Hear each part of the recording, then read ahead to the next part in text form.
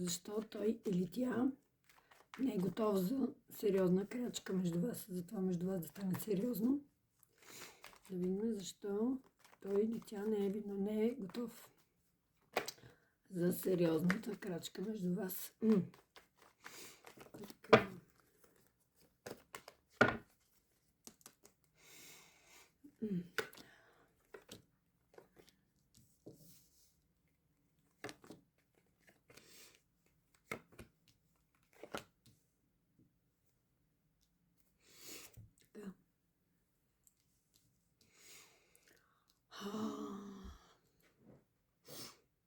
Вижда човек тук, който е поспрял, замислил се в момента в дълбоки размисли.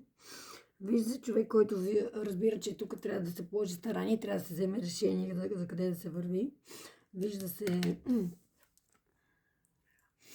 Но тук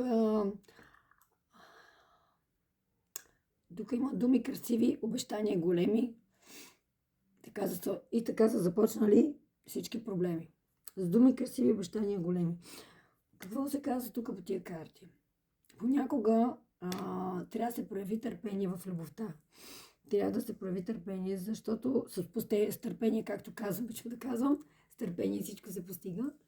То си е така. Обаче тук по тия карти малко специфично не е същото. Тук вече го признавам си, не е същото. Тук се чете, че от толкова търпение, вие може би сте забрали вече какво чакате или кого чакате, така се казва.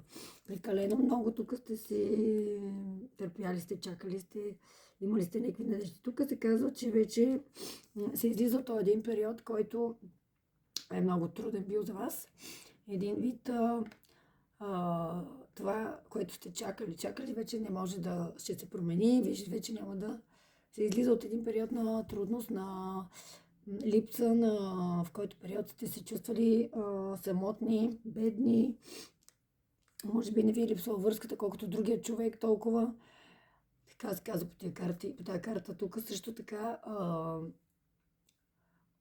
вие търсите някой, който да ви даде спокойствие. А тук по тия карти се оказва, че се появява някой, любовта трябва да ви учи на търпение преди това нещо. Да. Човекът тук не е готов за връзка, но не е готов и да си тръгне. Не е готов и да ви пусне. Много лесно е да държите няколко близо, много лесно е, ето ги, това колебливо ново начало, в което този човек един вид не е сигурен в себе си, а в същото време започва едно такова рисково ново начало. Едно ново начало, за което не се знае какво може да се случи. А в същото време човек е целият колебания, несигурност, след днеска така утре, иначе един вид много лесно да се държиш някого близо, но не толкова близо. Един вид да даваш надежда, но да не даваш сигурност. По тези карти това се не казва. Значи, любовта не е да състезание, кой ще издържи повече на мълчание. Това трябва да го разберете и вие, и той. Защото и вие или и тя, примерно. Защото тук това не е игра на гордост. Това не е игра на гордост. Това не е игра на нещо, което... това не е игра, хора. Това не е игра. Тук става въпрос, че вие каквото искате, той не го разбира едва ли не. Значи, вие давате му тук възможност той да мисли и да вземе решение по тия карти. Да, дайте му възможност, давате му възможност, например. Обаче тук се казва, че да не забравя, че докато той решава дали ви избира, то вие също имате право да решите дали искате да сте човека, който чака.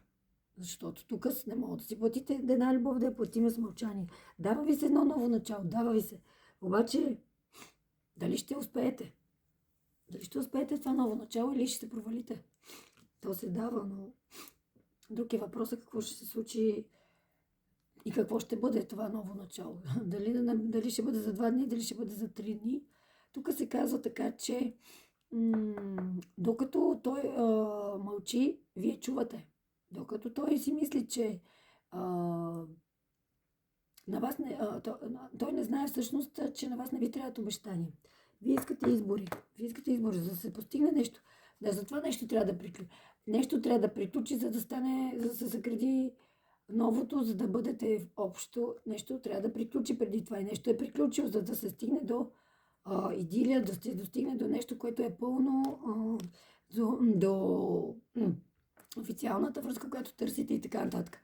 Но тук един вид, на вас не ви трябват обещания, трябват ви избори. Защото вие сте готови. Готови сте за любов. Обаче за любов са нужни двама.